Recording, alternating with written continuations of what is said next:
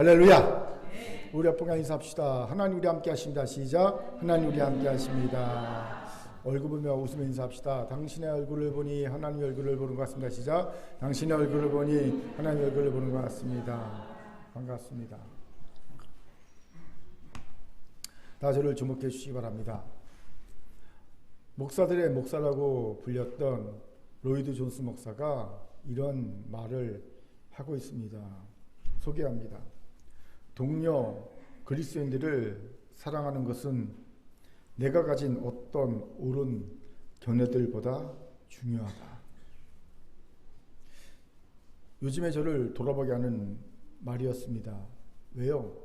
저는 제 옳은 견해가 너무 중요해서 사랑에 실패하는 경우가 종종 있었기 때문입니다. 얼마 전에도 정치적으로 너무 바르지 못한 생각을 하는 청년을 제가 야단쳐서 쫓아보내지 않았습니까? 지금에 와서 돌아보니 그때 옳음이 아닌 사랑을 선택했어야 하는 것이 아니었나라는 생각을 하게 되었습니다. 왜입니까? 옳고 그름에 대한 명확한 기준은 결코 사람을 변화도 구원도 시키지 못하기 때문입니다. 대신 조금 덜 옳아도 사랑이 사람을 변화시키고 구원시키더라는 거지요. 이런 경험이 있어요. 예전에 성기동 교회에서 한 나이든 권사님과 우연히 아들 이야기를 하게 되었습니다. 제가 그 당시에 젊어서 권사들에게 인기가 많았습니다. 나이든 여자 권사님들이 저를 참 좋아했습니다. 이 권사님에게는 두 아들이 있었는데 첫째는 그렇게 모범적일 수 없다는 거예요. 자라면서 한 번도 어긋난 일을 한 적이 없고 언제나 모범생 소리를 들었고 부모에게도 언제나 예의 바른 그런 자식이었다는 겁니다. 당연히 공부를 열심히 해서 좋은 대학에 들어갔고 좋은 직장에 취업했고 결혼도 잘해서 무탈하게 잘 살고 있었습니다. 반면 둘째 아들은 정반대였다는 거죠. 어릴 때부터 말썽이란 말썽을 다 피우고 심지어는 부모에게 대들고 욕하기도 하고 속을 무지 썩였습니다. 지금은 철이 들어서 과일 장사를 하는데 벌이가 그리 시원찮아 여전히 마음이 안 좋다는 것이었어요. 그래서 제가 그 말을 듣다가 별 생각 없이 그냥 이렇게 물어봤습니다. 권사님, 그럼 첫째 아드님이 더 좋으시겠네요? 그랬더니 정말 의외의 대답이 나오더라고요. 아니요. 이상하게 첫째 아들은 어려워요. 대신 둘째는 그렇게 속을 썩였는데도 애가 아주 살가워요. 친절하고 사랑한다는 표현도 잘하고 사실 둘째가 더 마음이 많이 가요. 이 말을 듣고 제가 깨달은 것이 있어요. 옳음보다 사랑이 사람의 마음에 감동을 주고 움직이게 하는구나. 그렇습니다. 첫째 아들은 항상 올바르게 행동했지요. 하지만 그는 그것이 전부였습니다. 그것 외에는 부모에게 무언가를 보여주지 못했어요. 반면 둘째 아들은요, 실수투성이었습니다. 하지만 그럼에도 그는 부모에게 자신의 사랑을 표현하고요, 부모의 은혜에 감사하는 자식이었습니다. 결국 둘째가 더 부모의 마음을 얻을 수 있었음을 보지요.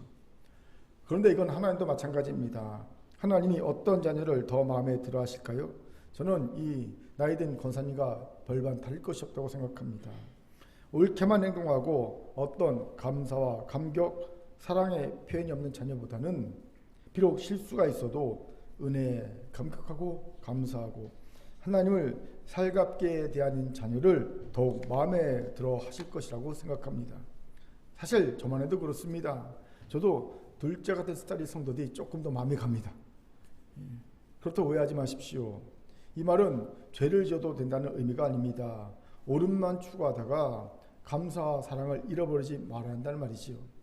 초대교회 중 에베소 교회가 이런 실수를 범했지 않습니까?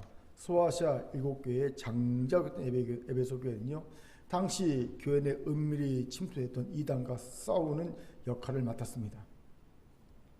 이단과 싸우려니 옳음을 강조해야 됐고요.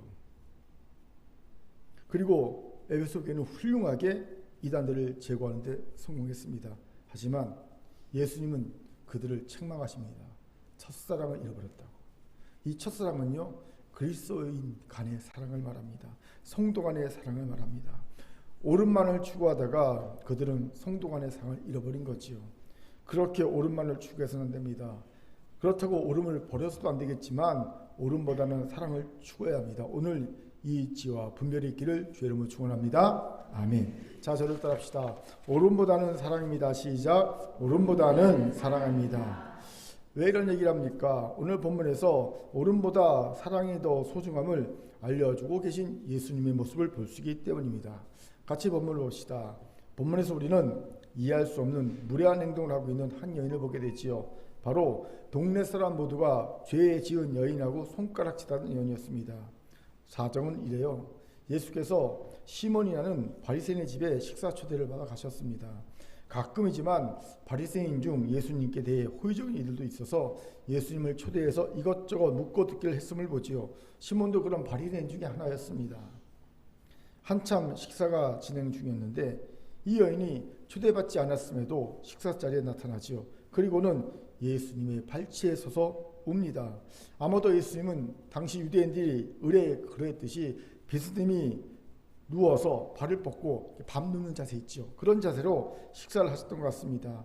그때 이 여인의 굵은 눈물이 예수의 발에 떨어지는 난처한 일이 벌어지죠. 그러자 당한 여인은 자기의 머리를 풀어 예수님의 발에 있는 자신의 눈물을 닦으려 합니다. 그런데 아십니까? 이거는 굉장히 무례한 행동입니다. 왜요? 먼저 당시 여인이 공개석상에서 사람들이 있는 곳에서 머리를 푼다, 풀고 묶는다. 이것은요 성적인 유혹을 하는 것으로 간주된 행동이었습니다. 이거는요 길거리의 여인들 창녀지나 하는 행동이었어요. 우린 지금 쉽게 머리 풀고 묶잖아요. 그런데 유대인 사회에서는요 여인이 남편 아닌 다른 남자 앞에서 머리를 풀고 묶는다. 있을 수 없는 일이었다는 거죠. 즉 당시에는 경멸받을 만한 일이었습니다. 두 번째로 당시는 이런 죄인 여인과 신체적 접촉은요 정결한 랍비 예수를 부정케 하는 일이라고 생각되어졌다는 겁니다. 랍비는 죄인들과 접촉하는 순간 부정케 됩니다. 그렇게 랍비들은 죄인들과 어울리지 않았죠. 결국 더 이상 만찬이 진행될 수 없을 정도로 황당한 일이 벌어진 거예요. 그런데 더 황당하고 이상한 것은 이 여인이 이런 행동을 멈추지 않고 있다는 겁니다. 그녀는 이어서 예수의 발에 입을 맞춥니다. 자신이 준비해온 값비싼 향유를 예수의 발에 부어버립니다. 우리 같이 37절 38절 힘있게 읽겠습니다. 시작. 그 동네에 죄를 지은 한 여자가 있어 예수께서 바리새인의 집에 앉아 계심을 알고 향유 담은 옷값을 가지고 와서 예수의 뒤로 그 발 곁에 서서 울며 눈물로 그 발을 적시고 자기 머리털로 닦고 그 발에 입 맞추고 향유를 부으니 아멘. 이것을 보고 예수를 만찬에 초대한 바리새인 시몬은 시험에 들죠. 예수가 진짜 선지자라면 자기에게 이런 무례한 행동을 황당한 행동을 하는 여인이 어떤 여인인지 알았을 것이고 제지했을 것이다. 그런데 제지하지 않은 것을 보면 예수는 참된 선지자가 아니다. 이런 오해를 한 겁니다. 이때 예수님은요 이미 시온의 마음을 읽으셨죠. 그리고 그에게 한 가지 질문하십니다. 500데나리온을 빚진 자와 50데나리온을 빚진 자가 있는데 둘 다 탕감해 주었을 때 누가 더 탕감해 준 것을 준 자를 사랑하겠느냐? 질문하셨습니다. 이 질문 후에 예수는 이 여인의 행동을 두둔해 주시죠. 이 여인의 행동은 그녀가 많은 사함을 받았기에 많은 사랑에 기인한 행동이었다는 겁니다. 우리 47절도 힘있게 읽겠습니다. 시작. 이러므로 내가 내게 말하노니 그의 많은 죄가 사하여졌도다. 이는 그의 사랑함이 많음이라. 사함을 받은 일이 적은 자는 적게 사랑하느니라. 아멘. 그런데 예수님의 이 여인에 대한 두두는 여기서 끝나지 않죠. 이어서 이 여인에게 죄사함의 놀라운 선포를 해주십니다. 구원의 은혜를 그에게 허락하여 주십니다. 48절부터 50절까지 같이 읽겠습니다. 시작. 이에 여자에게 이르시되 내 죄사함을 받았느니라 하시니 함께 앉아있는 자들이 속으로 말하되 이는 누구이기에 죄 사하는가 하더라. 예수께서 여자에게 이르시되 내 믿음이 너를 권하였으니 평안히 가라 하시니라. 아멘. 정말 예상을 뛰어넘는 예수의 반응이심을 보지요. 여기서 질문이 생깁니다. 그러면 예수님은요, 이런 황당하고 경멸받을 만한 짓을 한 여인을 두둔해 줄 뿐만 아니라 그녀에게 구원까지 베풀어 주고 계신 걸까요? 간단합니다. 그녀에게는 옳음보다 더 소중한 무언가가 있었다는 거예요. 올바름보다 더 소중한 무언가를 그녀에게서 발견하셨다는 겁니다. 그렇습니다. 예수님을 만찬에 초대한 바리새인 시몬은 책 잡을 것이 없는 옳은 사람이었죠. 그는 자신이 주최한 만찬이 더 이상 진행될 수 없는 화도 나고 이해할 수 없는 상황이 벌어졌음에도 불구하고 여인에게 화를 내지 않습니다.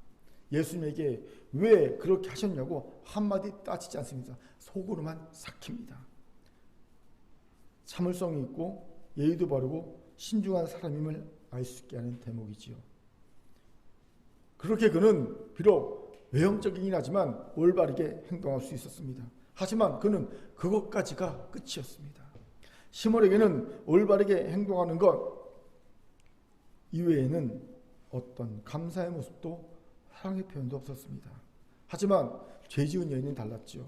그녀는 당시 관습에 의하면 분명 옳지 않은 무례한 행동을 하고 있음에 틀림이 없습니다. 하지만 그녀에게는요, 시몬에게 없던 소중한 그 무언가가 있었습니다. 그렇게 예수님은 시몬에게 그것을 가르쳐 주길 원했던 거지요. 44절에서 예수님이 시몬에게 하신 말씀 중에 이 여자를 본냐라는 부분이 이런 예수님의 의중을 보여준 말씀입니다. 즉, 이 여자의 행동과 너의 행동을 비교해 보라는 겁니다. 이 여자에게 있는 것이 너에게 없는 것을 알라는 겁니다. 이 여자에게는 있지만 네가 죄 지은 여자라고 속으로 비난하는 이 여자에게는 있지만 올바른 행동을 하고 있다는 너, 책 잡을 일을 하지 않고 있다는 너에게 없는 것이 무엇인지 보라는 겁니다. 이것이 융통차이 크지요. 여러분, 예의가 바르고 옳은 것만으로는 사람들 사이의 관계는 어떻게 형성될지 몰라도 하나님과는 바른 관계를 맺을 수 없습니다. 하나님과는요, 바르고 예의 바르고 옳은 것을 넘어서는 그 무언가가 있어야 합니다. 그런데 이 부분에서 많은 신앙인이 착각하고 있음을 보죠. 그저 예수님께 예의를 바르게 가지고 올바르게 행동하기만 하면 신앙이 되고 예수님과 바른 관계를 맺을 수 있겠거니 하는 생각입니다. 한마디로 착각입니다. 마치 이런 착각과 같지요. 한 남자가 여자에게 언제나 예의가 바르게 행동하고 올바른 행동만 하면 그 여자의 사랑을 얻을 수 있는 것처럼 생각하는 것과 똑같습니다. 이런 경우는 그저 여자에게 매너 좋은 남자일 뿐입니다. 사랑하는 관계로 발전하려면 예의 바름을 넘어서는 올바른 행동을 넘어서는 무언가가 반드시 있어야 합니다. 그런데 이것을 모르고 그저 예의 바르게 행동하고 바르게 살면 신앙이 되는 줄 압니다. 구체적으로 예배 시간 늦지 않고 어렵죠. 하지만 예배 시간 늦지 않고 예배 빠지지 않고 이것도 어렵죠. 예배 빠지지 않고 헌금생활 잘하고 교회에서 하라는 것 잘하면 바른 신앙인 예수님과 좋은 관계를 맺고 있는 신앙인 줄 압니다. 물론 그럴 수 있지만 항상 이것과 이것이 일치하는 것은 아니라는 것도 알아야 합니다. 사랑하는 긍교의 성도 여러분, 우리 중에는 혹시 예의만 바르고 올바르기만 한 채 신앙생활을 하고 있는 분 없습니까? 그렇다면 오늘 본문의 바리새인 시몬과 같은 수준일 수 있습니다. 물론 예수님께서는 그에게 호감을 갖고 계셨어요. 그렇게 시몬아라고 다정하게 그 이름을 불러주십니다. 하지만 놀랍게도 죄사함의 은혜와 구원의 은혜는 시몬이 아니라 죄 지은 여인에게 돌아가고 있습니다. 그렇게 예의 바른 옳은 상태로 만족해서는 안 됩니다. 예배 생활 잘하고 헌금 생활 잘하고 별로 죄진 일 없이 살아가는 거 그것에 만족해서는 안 됩니다. 신앙은 올바름을 넘어서는 그 무언가를 가져야 하는 것입니다. 중요한 질문이 생기지요. 그럼 죄진 여인이 가진 올바름을 넘어서는 그 무언가시 무엇일까요? 같이 알아봅시다. 먼저는 비록 서툴어도 진심이 담긴 사랑의 표현이 있었다는 겁니다. 그렇습니다. 바리새인 시몬과 죄 지은 여인과의 첫 번째 차이는 바로 이것이었습니다. 시몬은 예의가 무척 발랐죠. 하지만 그에게는 예의를 넘어선 사랑이 없었습니다. 하지만 여인은 달랐습니다. 그녀는 황당하고 무례하고 심지어는 경멸받을 수 있는 행동마저 예수님께 했습니다. 하지만 그녀에게는요, 예수님께 대한 진정한 사랑이 있었습니다. 바로 예수님이 이 차이를 보신 겁니다. 이것에 주목합시다. 예의 바른과 사랑이 아무리 서툴고 모자라도, 반면 예의가 아무리 뛰어나도 사실 하늘과 땅 차이입니다.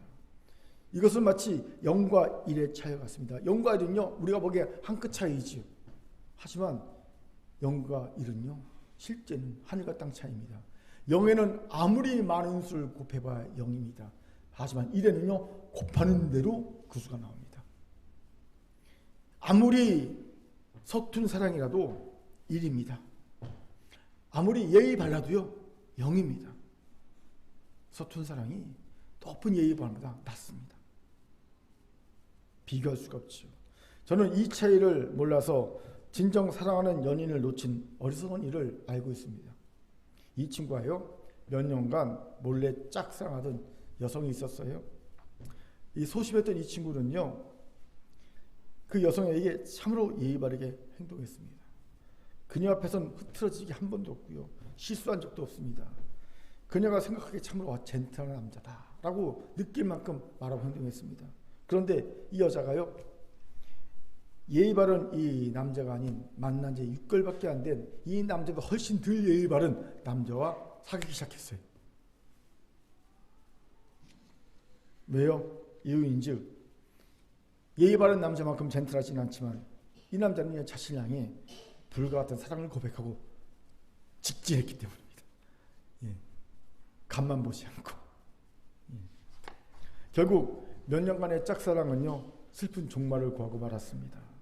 예의 바른만으로는 사랑의 마음을 얻기에 2% 부족했다는 것을 몰랐던 어리석음이 빚은 슬픈 일이었어요. 하나님과도 마찬가지입니다. 하나님은 예의 바른 신앙이보다 비록 서툴더라도 사랑을 고백하는 신앙인을 기뻐하십니다. 그 대표적 사람이 바로 다윗 왕이 아닙니까? 다윗은요, 왕이었잖아요. 하지만 그는 법궤를 예루살렘 성으로 모셔올 때 법궤 앞에서 춤을 춥니다. 어느 정도요? 무아지경에 빠져서 바지가 흘러내려서 하체가 다 보이는 것도 모를 정도로 춤을 춥니다.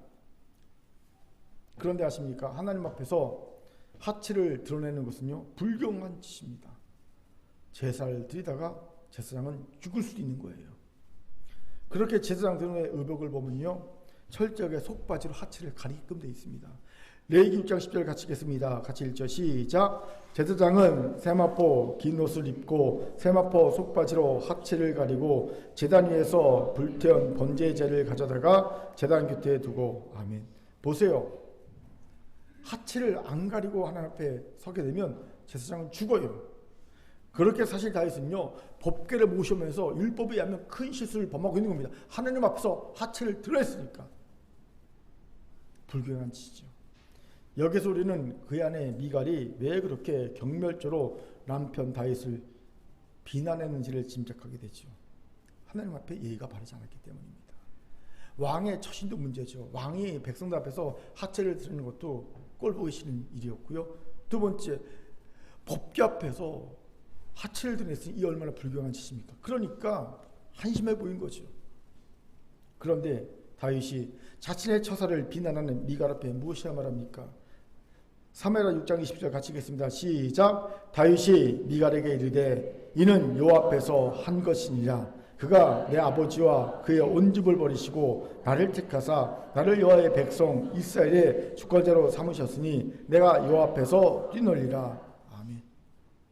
비록 서툴지만, 예의에 어긋나지만, 율법에 어긋나지만 하나님은 내 중심에 하나님을 사랑하는 마음, 서툴지만 사랑을 표현한 이 마음 보실 거야. 그렇게 나는 하나님 앞에 뛰어놀 거야. 다윗의 고백입니다. 다윗은 비록 예의에 벗어날지언정 하나님께 자신의 사랑을 고백하고 보여주고 싶었던 거지요. 그리고 하나님은 이런 다윗을 그 마음에 합한 자라고 하십니다. 그렇게 사랑하는 큰교회 성도 여러분, 이제 예의 바르고 옳은 신앙인으로만 머물려 하지 마십시오. 그것을 넘어서야 합니다. 그래서 진정 사랑을 고백하고 표현하는 신앙이 되어야 합니다. 제가 오래된 일을 잘 기억 못합니다. 사실 1년 전 일을 기억 못하는데, 그래서 오래된 일 그냥 기억 못하지만 그래도 기억하는 아주 오래된 기억이 있어요. 너무 인상적이었어. 목회를 개척교회를 시작할 때 난생 처음으로 제가 부산에 있는 두 날개 선교회라는 것에서 주최하는 세미나를 간 적이 있어요. 정말 전국에 있는 많은 교회에서 세미나에 참여했습니다. 수천 명이 모였어요. 그 수천 명이 모여있는 가운데 제 눈길을 확 잡아끄는 몇 분의 사람이 있었습니다. 시골에 있는 모교회 남자분들만 구성된 집사님 장로님들이었어요. 참석한 겁니다. 그분들도 교회 부흥을 위해. 그런데 찬양 시간이 있어요. 젊은 찬양팀이 쫙 앞에 서서 찬양을 합니다. 율동을 합니다. 정말 빠르고 신난 락비트의 찬양들이 막 있어요. 젊은 제가 보기에도 처음 듣는 찬양, 부르기 힘들고 따라하기 힘든 찬양, 그리고 따라하기 힘든 율동들이 막 펼쳐져요. 그런데요, 제가 보기에 적어도 환갑을 훨씬 지난 머리가 흰색이 된 그런 남자 집사 장로님들이요, 그냥 입을 벌려서 율동하고 찬양하며 막 따라합니다. 어색하게. 앞에 우리 이제 남자 청년들 있잖아요. 걔네들보다 훨씬 더 어색하게. 더 막 그렇게. 근데 너무 열심으로 찬양하고 율동하는 거예요. 막 하는 거예요. 그거 보면서 너무 마음이 좋더라고요. 감동되었습니다. 왜요? 남자 집사님 장로님들이요, 그날쯤 되면요, 모르는 찬양하잖아요. 그러면요, 어떻게 반응하는지 아십니까? 이거 하잖아요. 대부분 장로님들 보면 딱 이래요. 일단 이렇게 안 하고요. 이렇게 합니다. 손을 끄고 눈을 감고 이러고 합니다. 예. 이게 대부분의 반응이거든요. 그런데 머리가 희끗희끗한 분들이, 남자분들이, 한 10대 분들이 그 찬양 배우면서 막 그 율동, 그 과학율동 막 따라 애쓰고 수고하는 거 보니까 너무 좋더라고요. 예. 그 모습을 보니까 비록 서툴지만 열정적으로 자신들의 사랑을 하나님께 표현하고 있는 모습이 보였다는 거죠. 하나님 기뻐하실 모습입니다. 사랑하는 근교의 성도 여러분, 이제 우리 하나님께 우리도 사랑을 표현해 봅시다. 비록 서툴고 조금은 올바르게 살지 못한다 하더라도 열정적으로 우리의 사랑을 표현해 봅시다. 하나님은 그런 우리에게 분명 말씀해 주실 겁니다. 내 죄사함을 받았느니라. 내 믿음이 너를 구원하였으니 평안히 가라. 이런 음성을 듣는 우리가 되길 바랍니다. 아멘. 자, 저를 따릅시다. 서툴어도 옆번을 보면서 사랑을 표현합시다. 다음 주에 보겠습니다. 우리 65세 이상 어르신들 춤추나 율동하나. 예. 제가 설교를 준비하면서 실버 찬양들을 검색해봤더니, 천주교 성당에 실버 찬양하는 데가 있어요. 어르신들이 80대 되면 어르신들이 와서 율동하는데요. 그리고 공연을 다니더라고. 요양원. 70대 80대 어르신들이 율동 찬양을 배워갖고 가서 요양에서 막 공연하고 막 그러는데 감동이더라고요. 우리 어르신들 율동 찬양할 수 있을래? 자, 두 번째로 죄 지은 여인이 가진 오름을 넘어선 것은요, 죄의 용서에 대한 진정 어린 감사와 기쁨이었다는 거예요. 무슨 말입니까? 여러분은 이 여인이 왜 이런 황당하고 결례가 되는 일을 행하고 있다고 생각하십니까? 예수께 죄사함의 큰 은혜를 받았기 때문입니다. 우리는 그녀가 예수께 어떤 죄사함의 은혜를 입었는지는 전혀 알 수가 없습니다. 어쩌면 그녀는 가늠하다가 현장에서 잡혔던 여인일 수도 있고요. 아니면 일곱 귀신 들렸던 막달라 마리아일 수도 있고요. 또 성경에 나오지 않은 죄의 사함을 받은 어떤 여인이었을지도 모릅니다. 아무튼 예수님은 47절에서 그녀가 많은 죄를 사함받았기에 그 사랑함이 많다고 하시므로 그녀가 큰 죄에서 사함을 받은 여인이라고 말씀해 주십니다. 그렇게 그녀는 죄 용서에 대한 큰 감사와 기쁨을 주시할 수 없었던 거죠. 예수님이 혈기를 부을 정도로. 반면 바리새인 시몬은 달랐죠. 그는 항상 의인이었습니다. 아무나 바리새인 되는 게 아니에요. 그 당시에 한 5,000명 정도밖에 없었어요. 서울대에 들어가기보다 훨씬 어려운 게 바리새인 되는 겁니다. 의인의 기준으로 흠잡을 데가 없이 완벽한 의인이었다는 거죠. 그렇게 그는 자신을 의인하고 자부할 수 있고요. 남도 다 그렇게 인정해 줍니다. 바이센 인정. 본인도 인정, 남도 인정. 그러니까 자부심이 있었고요. 당연히 나는 죄 용서받을 게 없으니까 죄 용서에 대한 감사 기쁨이 있을 리가 없죠. 나는 의인이라 죄 용서받을 게 없어. 그러니 죄 용서에 대한 감사 기쁨이 없었지요. 바로 이 차이를 예수님께서 보신 겁니다. 그리고 예수님께서는 의인이라고 자부하고 있던 시몬이 아닌 죄 용서에 대한 감사, 감격과 기쁨을 가지고 있던 여인을 더 높이 세우고 계신 겁니다. 왜요? 의인이라고 자부하는 것보다 죄 용서에 대한 감사, 감격과 기쁨이 더 소중하기 때문이에요. 이것 주목합시다. 하나님이 원하시는 제사는 상한 심령입니다. 하나님은 통회하고 자복하는 심령을 결코 멸시지 않으십니다. 구원하길 즐거워하시는 분이십니다. 왜입니까? 사실 우리 인간은 모두 다 죄인이기 때문입니다. 제가 시편 14편 3절을 읽겠습니다.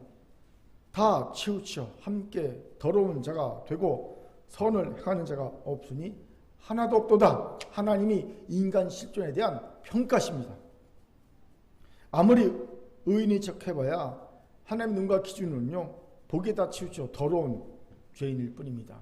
우리 눈에야 의인으로 보이죠. 하나님 눈에는요, 다 죄인인 겁니다.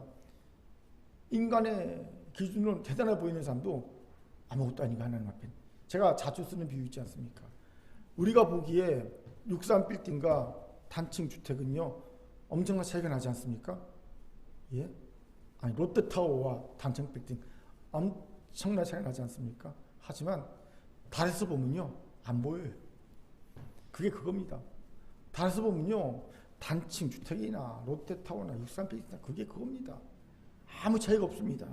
마찬가지로 높은 하나님의 의의 기준으로 인간을 보면 솔직히 의인이나 죄인이나 거기입니다. 이거 진짜 잘 아셔야 됩니다. 예. 우리가 보기에야 차이가 나지요. 하나님 보기에는요, 우리가 보기에 와 대단하다 하는 그 사람과 나 같은 사람 똑같아요. 똑같아요. 차이가 없어요. 그렇게 이것을 아는 자는 자신이 의인임을 자랑할 수가 없어요. 대신 그는 하나님 앞에 자신이 얼마나 부끄러운 죄인 줄 알고 그럼에도 자신을 용서하셔서 구원의 은혜를 베풀어 주신 하나님께 감사, 감격과 기쁨을 표할 수밖에 없음을 압니다. 이러니 하나님이 더 기뻐하시는 믿음이 되는 겁니다. 그렇게 사랑하는 긍휼 성도 여러분, 이제 자신을 돌아보세요. 여러분에는 여러분의 의에 대한 자부심이 넘쳐납니까? 아니면 죄사함 받은 자의 감사, 감격과 기쁨이 넘쳐납니까? 물론 의에 대한 자부심이 아니라 의에 대한 감격과 감사, 기쁨이 넘쳐나면 금상첨화겠죠. 하나님이 나를 의롭게 하셔서 내가 의인이 되었으니 너무 감사합니다. 하나님 너무나 감격스럽습니다. 뭐 이런 것은 금상첨화겠죠. 하지만 그것이 자신의 의로움에 대한 자부심으로 변질되는 순간, 내가 이래 변질되는 순간 죄사함의 감사와 감격과 기쁨은 사라지고 맙니다. 그런데 놀랍게도 교회에서 의외로 신앙이 성숙하다는 이들 중에 자신들의 의에 대한 자부심의 마음이 있는 걸 쉽게 발견하곤 합니다. 예를 들어 남들이 하기 어려워하는 것을 무언가 했을 때 그것을 자신의 의로움으로 자부하는 경향이 짙죠. 나는 360일 새벽기도 빠지지 않아. 1년 360일 새벽기도 안 빠져보면요, 여러분 은근히 그게 자기의 의의가 되지 않습니까? 남 목숨 빠져도 난 안 빠져 이러면요. 예전 제가 신학교 다닐 때 소망교회 곽서희 목사님이 우리 앞에서 기를 죽인 적이 있어요. 나는 4살부터 그 당시 80이 거의 다 된 나이까지 한 번도 하루도 새벽기도를 빠진 적이 없어. 4살 때부터 80살까지 피난 당일도 새벽기도 다녔고, 미국 유학 2번 갔다 올 때도 한 번도 새벽기도 빠진 적이 없어. 그렇게 얘기하니까 모든 신학생들 은맥 기주고, 자네들이 지금부터 하루도 안 빠져도 나보다는 안 돼.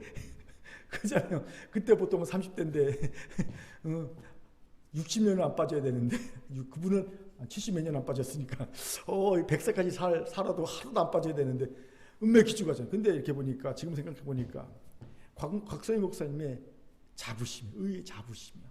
나는 4살 때부터 할머니 손 붙잡고 새벽기도 다니면서부터 80이 달 때까지 한 번도 하루도 안 빠졌어. 이 자부심. 또 나는 그 어려운 제자원을 다 맞췄어. 초급, 중급, 상급, 1단계, 7단계 다 맞췄어. 자부심. 나는 개인 공부생활 아주 잘해. 나는 성경 통독 200독 했어. 300독 했어. 이런 거. 나는 1년에 100명에선 전도해. 내가 전도한 사람 쫙 세우면 사단급이야. 할렐루야. 이런 사람이 나왔으면 좋겠어요. 이러면요, 여러분, 자기도 모르게 자기 안에 의로움이 자부심으로 다 생겨 있어요. 그런데 그런 애들을 보면 확실히 나타나는 공통점이 뭔지 아십니까? 죄사함의 은혜에 대한 감격, 감사, 기쁨이 없거나 희미해져 있다는 거예요.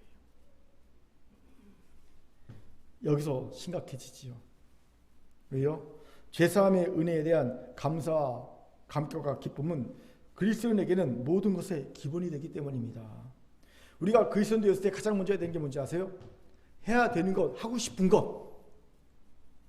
나를 구원하신 하나님의 죄사함의 은혜에 대한 감사, 감격, 기쁨입니다. 이것을 하지 않고 이걸 경험하지 못한 사람은요, 진짜 그리스도인이라고 말할 수 있을까 싶을 정도로 너무 중요합니다. 아니요, 사실 진짜 그리스도인 할 수 없죠. 나를 죄 용서하신 하나님의 은혜가 너무 고맙고 감사해요. 너무 놀라워. 감사하고 감격하고 기뻐하고 눈물 흘리는 경험 없이 어찌 그리스도인이 할 수 있겠습니까? 너무 중요하죠. 그렇게 이건 마치 건물의 기초와 같습니다. 여러분, 기초는 건물이 다 지어졌을 때는 드러나지 않죠. 그래서 사람들이 기초가 있는지도 모르고 기초 중요성을 잘 간과하고 넘어갑니다. 하지만 기초가 부실하면요, 건물은 곧 무너지고 말지 않습니까? 건물에서 세우면 끝장납니다. 기초가 부실해지면. 저 인천의 순살 아파트처럼 되고 마는 거예요. LH와 몇몇 아파트. 순살 아파트 뭔지 아시죠? 철근 콘크리트 빼먹고 져서 와르르 무너진 아파트, 순살 아파트. 여담이지만 전 원희룡 국토부 장관이요, 자꾸 순살 아파트 하니까 기자들한테 순살 아파트라는 단어 쓰지 말라고 금지어라고 말한 적이 있어요. 그 이유가 뭔지 아세요? 왜 순살이냐? 그래도 철근 콘크리트 좀 있다. 없지 않다, 있다. 그게 순살로 하지 말라. 참 궁상맞은 변명, 짜잔한 변명이지 않습니까? 아무튼 마찬가지로 죄사함에 대한 감사, 감격과 기쁨이 부실하면 그 신앙은 곧 무너집니다. 그렇게 신앙이 성숙하게 되어도 이 죄사함의 은혜에 대한 감격, 감사, 기쁨은요, 기본적으로 챙겨야 하는 겁니다. 항상 진단해야 합니다. 내 기초가 지금 튼튼한가? 내 기초가 튼튼한가? 확인해야 되는 거예요. 그런데 자기 의를 자부할 때 이 기초가 무너지고 맙니다.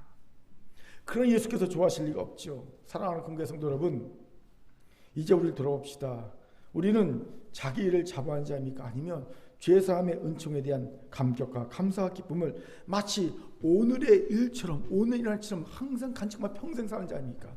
내가 신앙 예수 믿은 지 1년이 돼도 10년이 돼도 20년이 돼도 30년이 돼도 50년이 돼도 60년이 돼도 끊임없이 마치 오늘 죄사함을 받은 것처럼 오늘 일처럼 감사하고 감격하고 기뻐한 자입니까? 그럴 수 있길 바랍니다. 지난 2월 10일 영국 가디언 등 외신이 전한 소식이 있었어요. 반 아하트 네덜란드 전 총리와 그 부인 외제니 여사가 2월 5일 동반 안락사로 사망했다는 보도였습니다. 닐스 반 아하트 네덜란드 총리는요, 70년을 함께 산 동갑내기 부인과 93세를 일기로 고향인 네덜란드 동부 네임의 현에서 함께 손을 잡고 세상을 떠났다는 겁니다. 평소 아내를 항상 내 여인이라고 부르며 애정을 드러냈던 반 아하트 총리는요, 2019년에 뇌졸중으로 쓰러졌는데 건강을 회복하지 못했어요. 헤라크 존 크먼 권리포럼 연구소 소장은요, 네덜란드 공영방송 NOS에 나와 부부가 매우 아팠으며 서로가 없이는 떠날 수 없었다라고 안락사 이유를 밝혔다고 합니다. 참고로 네덜란드는요, 안락사 허용합니다. 단 아주 엄격한 기준으로 법원에서 판단했어요. 허락해 주는 나라입니다. 저는 안락사가 옳은가 그른가 여부를 떠나 이 기사를 읽는데 울컥하더라고요. 진짜 울컥했어요. 70년이 넘는 시간을 배우자와 함께 했으면서도 그 마음이 변하지 않았잖아요. 서로를 향한 깊은 사랑을 유지했잖아요. 정말 죽음도 같이 할 정도로 그렇게 사랑이 왔잖아요. 그 모습을 딱 보는데 그 기사 읽는데 마음이 울컥하더라고요. 그러면서 들었던 생각이 평생을 이 노부부처럼 변하지 않는 죄사함의 은혜에 대한 감사, 감격과 기쁨으로 후회 없이 우리 집에 살았으면 좋겠다라는 바람이 생기더라고요. 평생을 내 애인이라고 하면서 70평생 같이 살았던 그 노부부처럼 평생을 죄사함의 은혜를 주신 하나님을 기뻐하며 감사하며 감격하며 그렇게 살았으면 좋겠다라는 생각이 들었던 겁니다. 사랑하는 큰교회 성도 여러분, 혹시 우리 가운데 이 감사, 감격과 기쁨이 이 사랑이 식어져 버리고 없어져 버린 일 없습니까? 나를 그 죽을 죄에서 구원하신 그 예수 그리스도의 놀라운 은혜가 너무 희미해져 버려서 언제적이었지 내가 죄사함의 은혜를 받은 게, 이런 분이 혹시나 없습니까? 내 의가 너무 대단해서 내가 이것도 하고 이것도 하고 이것도 하고 해서 너무 커서 나는 마치 태어날 때부터 죄사함 없이 예수 그리스도를 믿은 사람처럼 생각하고 있는 그런 어리석은 처지에 빠진 우리는 없습니까? 기초가 흔들리는 신앙입니다. 오늘 이 기초를 다시 세웁시다. 자기 일을 자부하는 교만함을 버리고 다시금 나 같은 죄인을 사신 주은혜 놀랍다고 고백하며 죄사함의 은혜와 사랑에 감격하고 감사하고 기뻐한 자로 섭시다. 이것이 우리의 오름보다 더 소중한 것임을 믿으시기 바랍니다. 아멘. 저를 따라합시다. 다시 죄사함의 감사 감격을 회복합시다. 죄사함의 감사 감격을 회복합시다. 마지막으로 죄 지은 여인이 가진 오름보다 더 소중한 것은요, 예수님을 토론의 상대가 아니라 섬김과 경배의 상대로 대접해 드렸다는 겁니다. 무슨 말입니까? 지금 바리새인 시몬은 예수님을 만찬에 초대했죠. 이유인즉 예수님께 율법에 대해 묻고 토론하고자 하기 위해서요. 그렇게 이런 만찬에는 식사를 위에 오는 손님 외에도 구경꾼들이 엿듣거나 토론에 참여할 수 있도록 개방, 오픈해 놨다는 겁니다. 공개해 놨다는 겁니다. 여기서 우리는 죄진 여인이 예수님의 발 꿈치까지 올 수 있던 이유를 보게 되죠. 이 토론의 장은 공개된 토론의 장이었던 겁니다. 식사를 겸한 공개 토론의 장이 열린 겁니다. 이런 만찬의 성격 우리는 시몬이 예수님을 부르는 호칭에서 발견이 됩니다. 예수님 뭐라고 부릅니까? 랍비여, 선생님이여 부르죠. 이게 뭡니까? 지금 만찬을 겸한 토론회가 열리겠다는 겁니다. 즉 이스라엘반 100분 토론이 열린 거예요. 이스라엘 100분 토론. 여기에서 왜 시몬이 예수님께 보통 손님을 초대하면 발 씻을 물을 주고 머리에 기름을 부어주고, 그런데 그걸 안 하고 있었는지를 알게 됩니다. 왜요? 지금 식사를 하고 있지만 이 100분 토론이니까 어떤 분이 예상됩니까? 긴장되고 묘한 긴장감, 대립, 이 만찬회장은 휩쓸고 있었을 겁니다. 그러니 이걸 까먹은 거예요. 안 해준 거지요. 그런데 이 죄인 여인만 달랐습니다. 이 여인은요, 예수님을 토론의 대상자가 아닌 섬김과 경배의 대상으로 섬기고 있었던 겁니다. 그녀는 예수의 발치에 서서 자신의 머리로 그 발을 닦고 값비싼 향유를 그 발에 붓습니다. 당신은 나의 경배와 성령을 받을 나의 주인이십니다 라는 고백입니다. 바로 이것입니다. 이 여인만 아주 정확하게 예수님께서 누구신지 알았고요, 예수님께 합당한 대접을 해드리고 있던 겁니다. 예수님은 토론의 대상이 아니라 오직 경배와 성경을 받아야 할 우리의 구주 하나님이시다 라는 고백을 하고 있는 겁니다. 이것에 주목합시다. 예수님은 오직 경배와 성경을 받으실 하나님이십니다. 우리의 주인이십니다. 그렇게 예수께 드릴 우리의 합당한 행위는 토론이 아닙니다. 경배와 섬김해야 합니다. 그런데 바리새인 시몬은 이걸 놓치고 있었지요. 그럼에도 그는 자신이 예의 바른 줄 압니다. 올바르게 행동한다고 믿고 있습니다. 외적으로는 올바르게 행동하는 거 보이지만 사실은 틀렸잖아요. 잘못됐잖아요. 모르고 있는 거예요. 반면 죄 있는 여인은요, 사람들이 보기에 불경하기까지 한 행동을 하지만 사실은 그녀야말로 예수님의 신분에 가장 합당한 올바른 대접을, 섬김을 드리고 있는 여인이었다는 거죠. 그러니 그녀가 죄사함 받고 구원을 받은 거예요. 이것이 도전이 됩니다. 예수님을 대할 때 예의 바름 그것만으로 부족합니다. 우리의 오름을 주장하는 그것만으로도 부족합니다. 예수님은요 오직 찬양과 경배와 섬김을 받으시기에 합당하신 하나님이시기 때문입니다. 그렇게 예수님께는요 찬양과 경배와 섬김을 드려야 합니다. 그것이 진정한 오름이고요 진정한 바름입니다. 그런데 인간이 얼마나 교만한지 예수님을요 토론의 대상으로 여깁니다. 여러분 신학교 가보십시오. 신학교 가보면요 온통 예수님을 토론의 대상으로 놓고 신랄하게 토론합니다. 경배와 찬양의 존재로 섬기지 않습니다. 그 말씀도 신랄한 분석과 토론의 대상이죠. 섬김과 경배의 대상이 아닙니다. 그러니 신학교 들어갈 때는 목사 믿음, 졸업할 때는 형신호 믿음으로 나오는 거예요. 우스갯소리로 그런 얘기하는 게 그래요. 왜 예수님을요, 말씀을요, 섬김과 경배의 대상이 아니라 토론과 분석의 대상을 보니까. 그럼 우리는 어떻습니까? 우리도 예는 아니지요. 예수님의 말씀이 전해질 때 경배하고 찬양하며 그 말씀을 섬기는 노력보다는 그 말씀을 따지고 분석하고 심지어 마음에 들지 않은 무시합니다. 이건 예수님을 토로의 대상으로 생각하는 행위와 같지요. 그런데 이런 모습 우리가 얼마나 많습니까? 오늘 말씀 좀 이상해. 나하고 맞지도 않고 전혀 현실성도 없어. 어떻게 이런 모습 읽어보시 사람 용서할 수 있어? 한번 용서해 주는 거 힘들지. 뭐 이러거든. 원수 어떻게 사랑하지?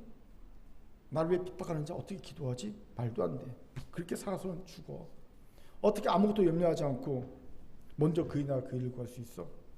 챙기기도 힘든데 말도 안 돼. 분명 다른 무언가가 있을 거야. 뭐 이런 생각들이 말씀을 들을 때 나지 않습니까? 이게 예수님을 경배와 섬김의 대상이 아니라 분석과 토론의 대상으로 전락시키는 행위와 똑같습니다. 사실 이런 말은 저도 며칠 전에 이런 일이 있었어요. 수련회 가기 전에 요한복음 8장에 가늠하다 현재가 잡힌 여인의 본문을 묵상하는데 이런 생각이 드는 거예요. 예수님이 그 여인을 무조건 용서해 주셨잖아요. 묻지도 따지지도 않고. 그때 이러면 너무 불공정한 것이 아니신가? 가늠한 여인으로 인해 상처를 입은 가늠한 여인의 남편과 그 가족들, 가늠 대상자인 남자의 부인과 가족들의 억울함과 상처는 왜 안 돌보시지? 그렇잖아요. 예. 가늠하다 현장에 잡힌 여인을 무조건 용서해 주시면 그 여인의 남편은 그 가족들은 얼마나 억울합니까? 그 여인과 가난 남자의 그 부인과 가족들은 얼마나 억울합니까? 왜 예수님은 이 여인만 사랑하시고 나머지 사람들은 그냥 놔두신 거지? 그냥 팽개친 듯한 느낌이 들는 그렇지? 그러면서 제가 무슨 생각했냐면요. 야, 이 말씀은 너무 올드하다 라는 생각을 했어요. 즉 인권을 고려하지 않은 그 당시 시대상이 반영된 말씀이다. 그 당시에는 이런 인권을 사람들의 인권을 배려하지 않는 모습이 많잖아요. 인권을 배려하지 않는 그 당시의 시대상이 반영된 너무 올드한 말씀이다 라는 생각을 했어요. 그런데 이번 수련회 집회를 딱 지나가고 있는데 갑자기 제가 집회 전에 오늘 본문 말씀을 요한복음 8장 말씀 묵상했던 그걸 딱 하나님 생각나게 하시면서 내가 이해하지 못한다고 말씀을 올드하다고 생각하는 것이 얼마나 교만한 생각인가? 라고 묻더라고요. 깨달았어요.